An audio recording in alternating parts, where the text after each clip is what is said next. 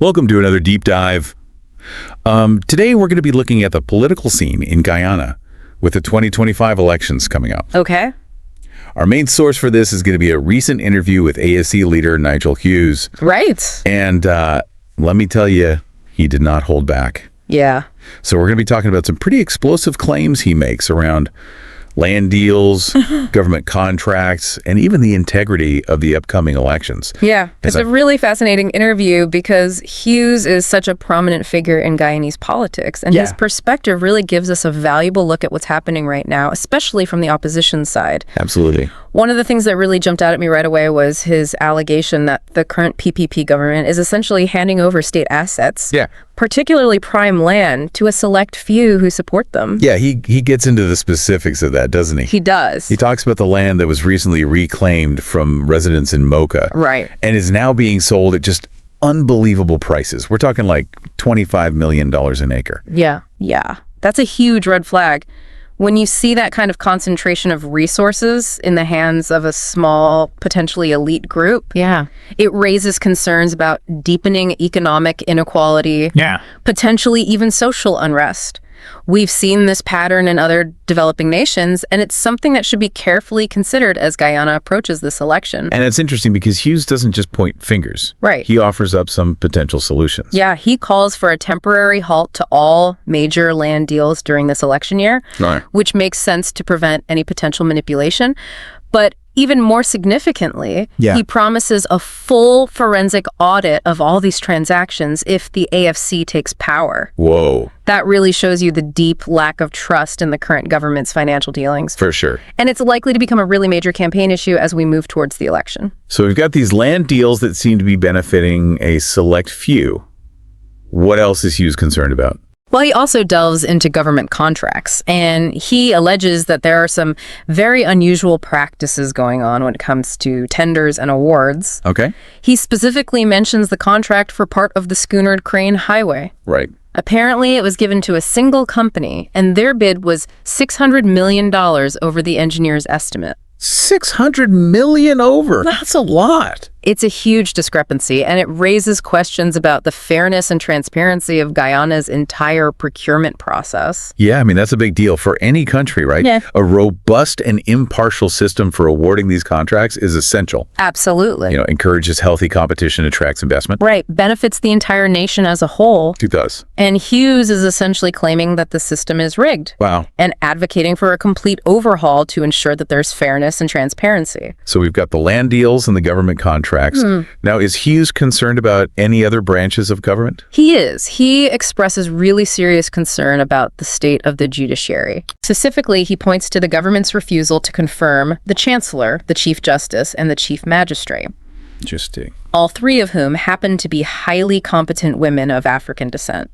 So he's seeing a pattern here? Yeah, it suggests a potential bias in these judicial appointments and confirmations. Yeah. He's also very critical of the Attorney General's public attacks on the judiciary. Okay. Which further undermines the idea of an independent judiciary. And a truly independent judiciary is the cornerstone of any functioning democracy. Exactly. Yeah. It acts as a check on the executive and legislative branches. For sure. Making sure that laws are applied fairly and citizens' rights are protected. So if there are legitimate concerns about political interference in the judiciary, that's a big problem. Absolutely. It raises serious questions about the rule of law in Guyana and the potential for a fair and impartial justice system. And of course, on top of all of this, we have this 2025 election coming up. Right. Does Hughes think this is going to be a fair election? That's where things get really interesting. Okay. Hughes describes this, what he calls a surreal meeting that he had with GCOM, Guyana's Elections Commission, which is the body responsible for ensuring free and fair election. Right.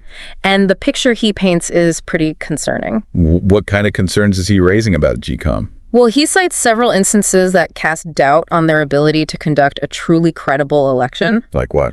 For example, he witnessed contradictions among the commissioners themselves, with the chairman being contradicted by others on key decisions. Oh, wow. He also voices concerns about the chairman's competence and integrity, particularly regarding the handling of the CEO's contract extension. So you've got internal disagreements Right.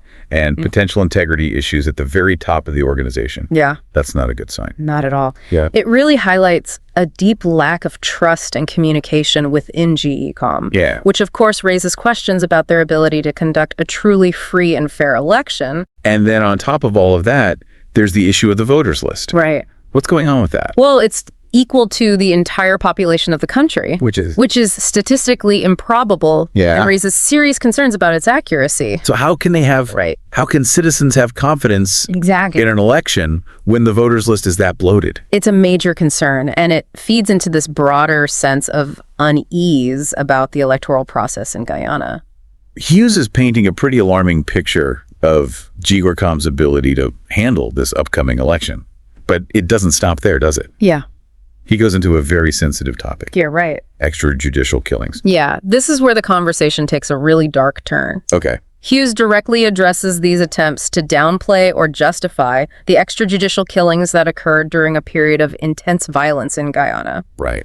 And he argues that even one such death is unacceptable. Of course. He's very critical of those who try to minimize the issue by focusing on the number of victims or labeling them as criminals. So he's basically saying you can't just dismiss these killings Exactly. because of the circumstances surrounding them. It's about acknowledging the fundamental right to life and justice for all individuals. Yeah. And this also speaks to the larger issue of how societies grapple with past injustices Absolutely. and the importance of acknowledging the full weight of human suffering, regardless of the circumstances. It's about truth and accountability and ultimately reconciliation. And Hughes goes even further than that. He calls for an independent international inquiry into these killings. He does. He believes that's the only way to truly establish the truth, Yeah. hold perpetrators accountable, Right. and provide some closure for the families of the victims. So we've covered land deals, Yeah. government contracts, the judiciary, the upcoming election, and extrajudicial killings.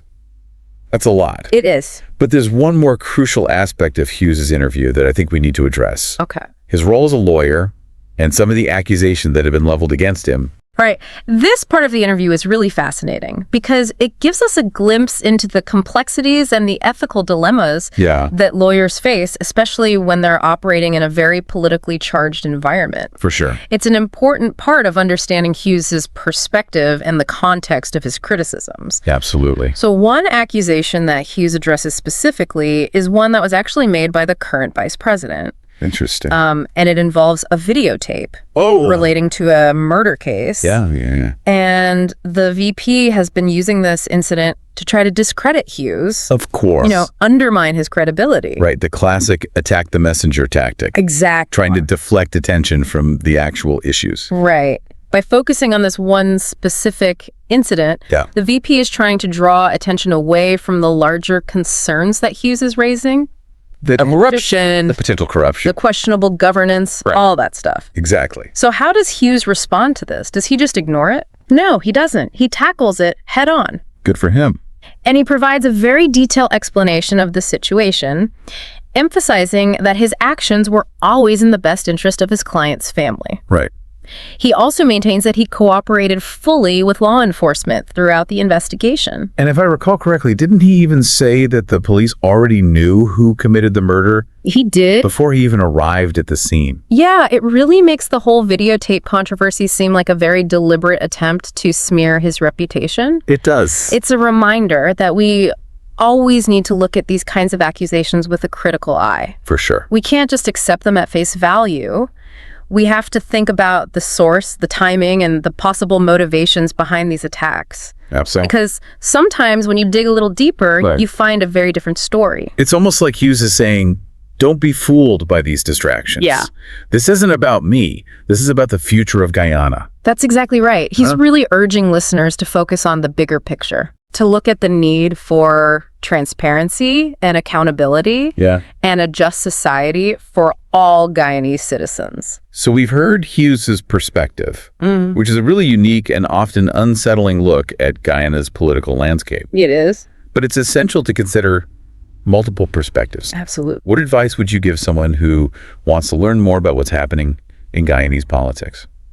I would say seek out diverse voices. Yeah. Read articles from a variety of news outlets. Listen to interviews with people from across the political spectrum. Yeah. Engage in respectful discussions with people who hold different views. Right. It's really important to expose yourself to a wide range of viewpoints in order to form your own informed opinion. I think that's excellent advice. Thank you. It's so easy to get caught up in one particular narrative. Right. But it's really crucial to step back. Especially in a complex situation like this. It is. Absolutely. And to remember that informed citizens are the foundation of any healthy democracy. Yeah, it's not just about casting your vote every few years. Right. It's about staying active. Staying engaged. Asking questions. Holding leaders accountable. Absolutely. So I think this has been a really insightful deep dive. It has. We've covered a lot of ground here. We have. We've talked about land deals, government contracts, concerns about judicial independence, the shadow of past violence. Right. And of course, this looming question of electoral integrity.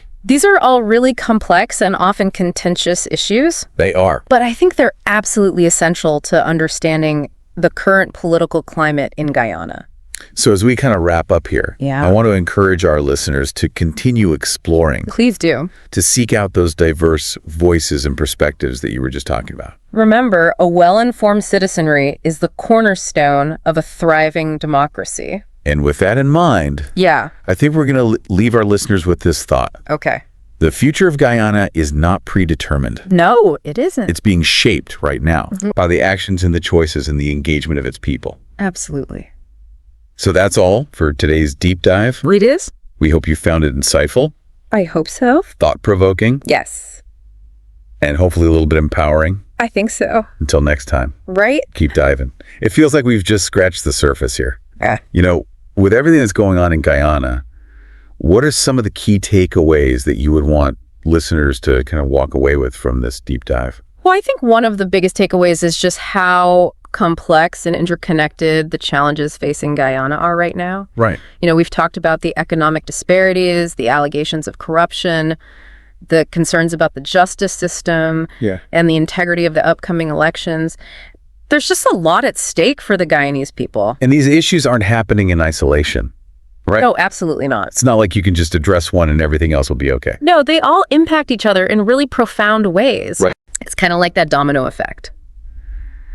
You know, weakness in one area can create vulnerabilities in others. Yeah, and you see that playing out in so many ways. Exactly. So, for example, if people don't have faith that the elections are going to be fair and free, Right. that erodes trust in the whole political system. Absolutely. And then if there are legitimate concerns about corruption and favoritism, well, that can stifle economic growth and just make existing inequalities even worse. Yeah, it creates a vicious cycle. It does. So what can ordinary citizens do?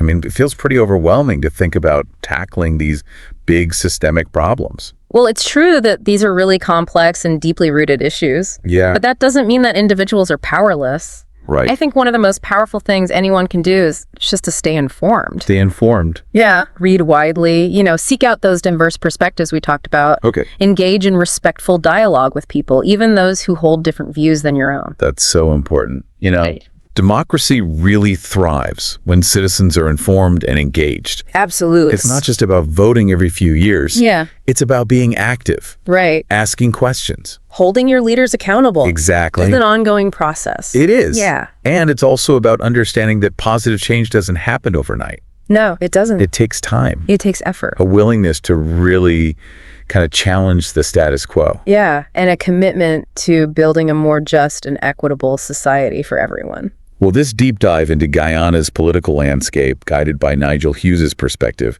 has been really eye-opening. It has. It's clear that the country is facing some tough choices ahead, For sure. and this upcoming election is going to be a really defining moment. I think so. We've explored some really critical themes here. We have. You know, potential manipulation of land deals and government contracts, Right. the concerns about judicial independence, the shadow of past violence, and of course the big question of electoral integrity. These are all really complex and often contentious issues. They are. But they're really essential to understanding the current political climate in Guyana. And as always, we encourage you to continue exploring these issues. Seek out those diverse voices that we've been talking about. Yes, please do. Remember, a well-informed citizenry is a cornerstone of any thriving democracy. That's right.